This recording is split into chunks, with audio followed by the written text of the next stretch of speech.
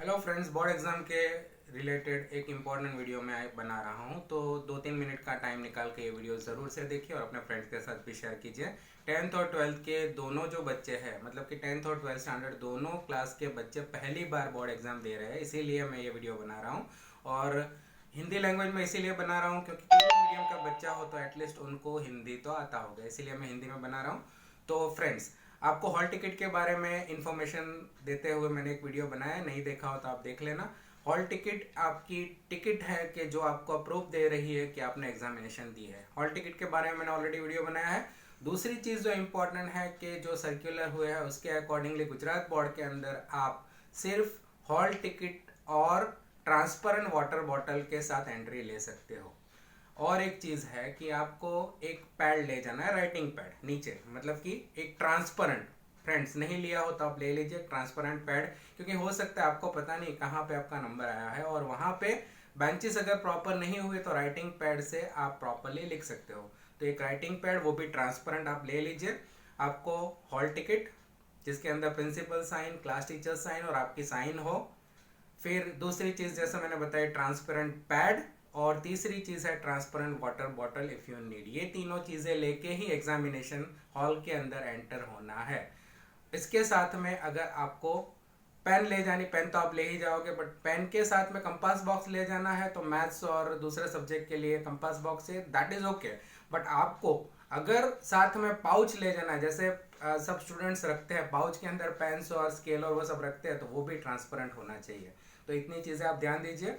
Examination hall के अंदर enter होने के बाद आपको वहां से आपकी आंसर शीट के ऊपर एक बारकोड स्टिकर लगाना होता है। पहले 15 मिनट आपको रीड करने की, रीड करना मतलब कि उसके अंदर आप देख सकते हो कि कौन सा क्वेश्चन आपको अच्छे से आ रहा है, क्या है, और आप अपना प्लान आउट कर सकते हो कि जैसे ही लिखना स्टार्ट करो तो मुझे कहाँ से स्टार्ट करना है। उसके बाद में जो इन्विजिलेटर है वो आपको बारकोड स्टिकर लगा के देंगे। यूजुअली इन्विजिलेटर ही आपको बारकोड स्टिकर लगा के देंगे, बट अगर कोई इन्विजिलेटर आपको ऐसा बोले कि भाई आप लगा लो, तो आपको वो इन्फॉर्मेशन नहीं है कि कैसे लगाना है, तो आप रिक्वेस्ट कीजिए कि आप मुझे गाइड कीजिए, उस तरीके से मैं लगा दूंगा। अदरवाइज आप रिक्वेस्ट कीजिए कि आप लगा दीजिए, तो इन्विजिलेटर आपको वो बारकोड स्टिकर लगा के देंगे। क्योंकि बारकोड स्टिकर अगर उल्टा लग गया तो आपकी इन्फॉर्मेशन लीक हो सकती है, and that is not good. तो इसीलिए आपको बारकोड स्टिकर प्रॉपर लगाना है। दूसरी चीज है कि जैसे ही पेपर खत्म होता है तो आपको ब्राउन स्टिकर, मतलब कि खाकी स्टिकर लगाना होता है। तो वो खाकी स्टिकर आपको बारकोड बाहर की तरफ आएगा, उस तरीके से वो बॉक्स दिया होगा, उसमें एरो होगा, तो एरो टू एरो मैच करके आपको वो ब्राउन स्टिकर उसके ऊपर चिपका देना है, जिससे आपकी इन्फॉर्मेशन सारी टक जाए।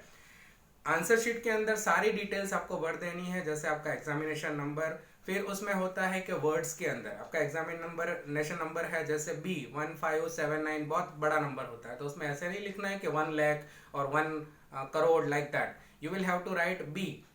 फिर लिखना है 1794, गुजराती में लिखा हो तो B1543, this way you will have to write your number.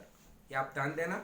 उसके अलावा सारी जो डिटेल्स है, आपकी साइन है, सारी डिटेल्स भर देना। एग्जामिनेशन कौन से सब्जेक्ट की है, उसका कोड क्या है, सब कुछ आपके हॉल टिकट के ऊपर होगा, तो उसके अकॉर्डिंगली आपको वहां पे लिख देना है। ब्राउन स्टिकर हर पेपर, मतलब कि आपकी मेन आंसर शीट और जितनी आपने सप्लीमेंट्री ली है वो हर सप्लीमेंट्री के ऊपर चिपकाना कंपलसरी है, क्योंकि वही चीज है कि जिससे आपकी आइडेंटिटी लॉक हो रही है, वो कंपलसरी चिपकाना है। इसके अलावा आपको नंबर ऑफ पेजेस काउंट करके एग्जामिनर को, मतलब कि इन्विजिलेटर को लास्ट में बताना है। तो एग्जामिनर वो नंबर काउंट करने मत बैठना, 1 2 3 4, उसके ऊपर लिखा होगा नंबर के 1 2 3 4, मेन सप्लीमेंट्री के ऊपर लिखा होगा, जैसे 30 पेजेस की है या 25 पेजेस की, जैसे भी हो, तो उसके ऊपर लिखा होगा, तो आप देख लीजिए कि लास्ट पेज कौन सा है, आपने कौन से पेज तक लिखा है। अगर एक्स्ट्रा सप्लीमेंट्री भर रहे हो तो भी हिसाब वेरी क्लियर कि 30 मेन सप्लीमेंट्री प्लस आपने 2 सप्लीमेंट्री भरी तो कितना हुआ, 4 4। एक्स्ट्रा सप्लीमेंट्री 4 पेज की होती है, उसमें आपने कितने लिखे। मान लीजिए आपने 3 सप्लीमेंट्री ली और उसमें से 2 सप्लीमेंट्री पूरी भरी और तीसरी 2 पेजेस लिखे, तो कितना हुआ, 30 +4 +4 मतलब 38, और 2 पेजेस आपने 40 पेजेस लिखे, वो लिखवा देना है। और एक इंपॉर्टेंट चीज कि आपको जो थ्रेड दी गई है उसी थ्रेड से आपको वो पेपर को बांधना है, और प्रॉपरली बांधना हो कि वो फट ना जाए, निकल ना जाए, क्योंकि वो सप्लीमेंट्री मिसप्लेस हो सकती है। और जब बंच में चेकिंग होने के लिए जाता है तो हो सकता है कि वो मिस आउट हो जाए और आपको बाद में वो सप्लीमेंट्री के मार्क चले जाए। तो बी केयरफुल, उसको प्रॉपरली बांधिए। दूसरी चीज़ है कि आपको किसी और कलर के धागे से नहीं बांधना है, जो प्रोवाइड किया गया है उसी से बांधना है। आपको कोई भी आइडेंटिटी मार्क नहीं करना है, जैसे कोई भगवान का नाम या गॉड का नाम लिख के स्टार्ट करते हैं, ऐसा कुछ नहीं, because it is called as identity mark. तो ऐसा कुछ नहीं करना है, न्यूट्रल आइडेंटिटी रखनी है। लेटर लिखते हो तो उसमें भी आपका आज्ञांकित XYZ दिस वे। एड्रेस भी आप कोई भी लिख सकते हो, नॉट नेसेसरी कि आप कोई प्रॉपर सिटी का नाम लिखो। लेटर राइटिंग की बात कर रहा हूँ मैं। आपकी आइडेंटिटी ना लिखो, इस तरीके से आपको पेपर लिखना है। और दूसरी चीज़ जो मैंने बताई कि आप सप्लीमेंट्री के ऊपर 1 2 3 4 नंबर लिख लीजिए, क्योंकि कई बार ऐसा होता है कि पेपर खत्म होने के बाद सप्लीमेंट्री जोड़ते टाइम कौन सी सप्लीमेंट्री कहाँ जोड़नी है वही कन्फ्यूजन हो जाता है। तो आप ये भी कर लेना, जिससे आपको अच्छे से आप बहुत ही रैपिडली अपना काम कर सको।